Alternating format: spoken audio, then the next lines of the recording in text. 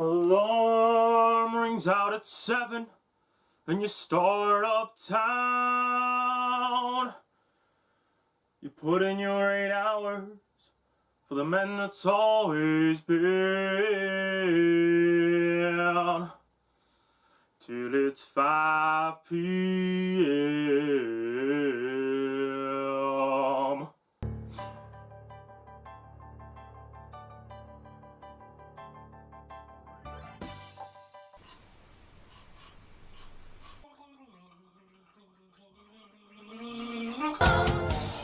All my life has always been law. Keep asking God what I'm for, and he tells me, gee, I'm not sure.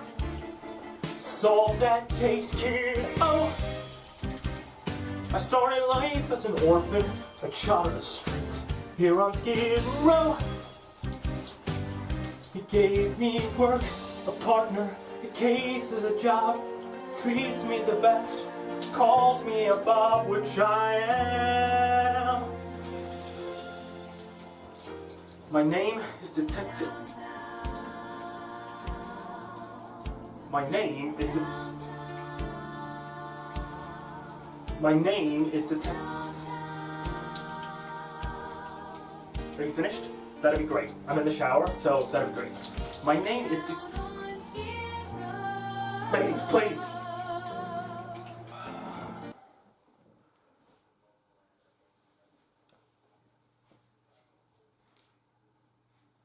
My name is Detective Luther Scorching.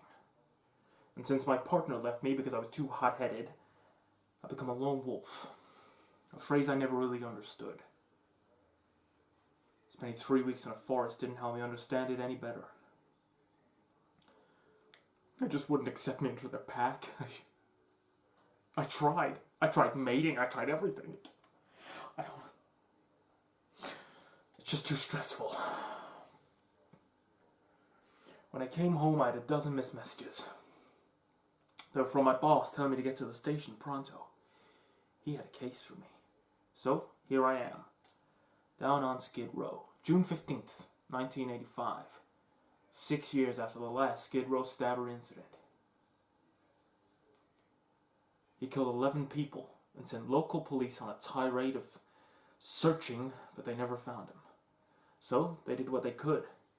They called in the best. Me. He's killed a 12th. Would he kill a 13th? No. We had to stop him before he got to number 13. We didn't have a clue who number 13 could be. As for me, I need to get dressed. I need to get dressed into something a little bit more professional. Hello? Is this thing on? Okay. You have entered the apartment. Time to investigate and monologue. When I got hold of a case, I knew I wouldn't be able to let go of it. So I would work day and night until I had solved it. Something was off about this case. This man wasn't homeless. In fact, he was killed in his apartment. The only thing that links the murders is this. My name is Luther, and I killed him to save me from misery. I wrote this on a wall here in the apartment and on a bathroom stall near one of the previous murders. The killer really made a mess, but I guess he never had to worry about that in the past. The murders typically occurred outside. Alleyways were usually full of trash, so we couldn't see what had been disturbed. Whereas here it was pretty clear. Looking into the victim more, it seems he was pretending to be homeless, which may be why our killer had been tracking him. Otherwise, the attack fits the MO. One fatal stab wound, this time through the side and left to bleed out.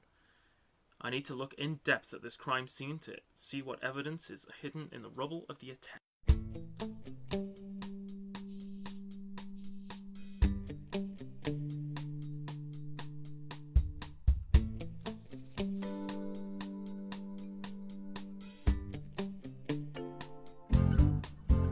Careful what you do, someone's on to you. Careful what you do. Careful what you say, 'cause you're on display every night and every day. Somebody's hiding in the great unknown.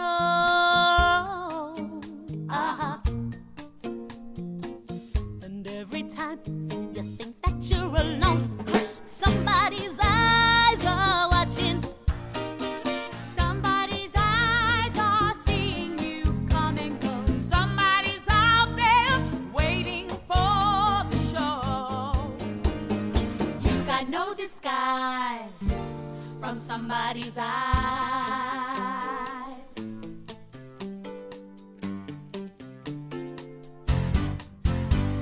Somebody, somebody, somebody, somebody's eyes. Whoa! Somebody, somebody, somebody, somebody's eyes. Whoa!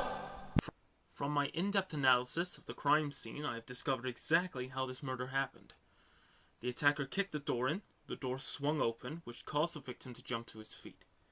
The attacker then approached with his knife drawn. The victim attempted to kick it out of his hands. He then ran to the kitchen and grabbed a frying pan to defend himself. The dent on the frying pan indicated he got 2 good swings in before he was disarmed. I said good swings? I said 2. The attacker blocked the third one and pushed the victim over the kitchen table. He then slammed him off a chair and he was kicked in the ribs as he tried to get the attention of his neighbors through the window.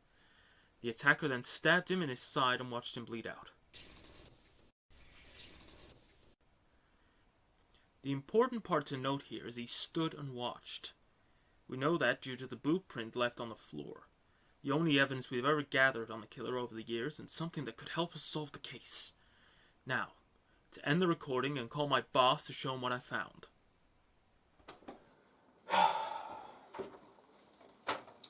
I called the boss to tell him exactly what had happened.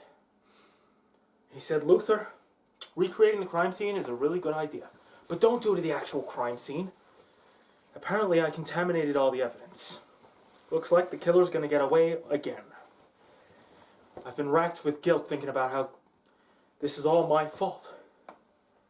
Or maybe it's exactly what the killer would do to get away with it.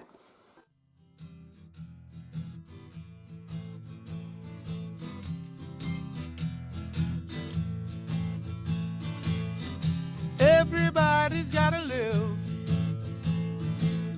and everybody's gonna die. Everybody's gotta live. I think you know the reason why. Sometimes the going gets so good, then again it gets pretty rough.